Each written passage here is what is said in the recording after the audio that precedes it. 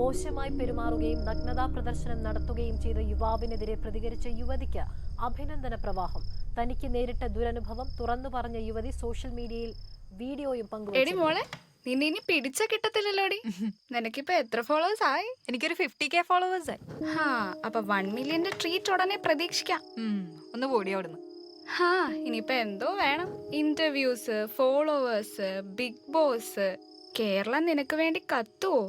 അല്ല, നിനക്ക് നീ ബുദ്ധി നേരത്തെ തോന്നാഞ്ഞേ? അതിനിത് എന്റെ ബുദ്ധിയല്ലല്ലോ, നിന്റെ ബുദ്ധിയല്ലേ?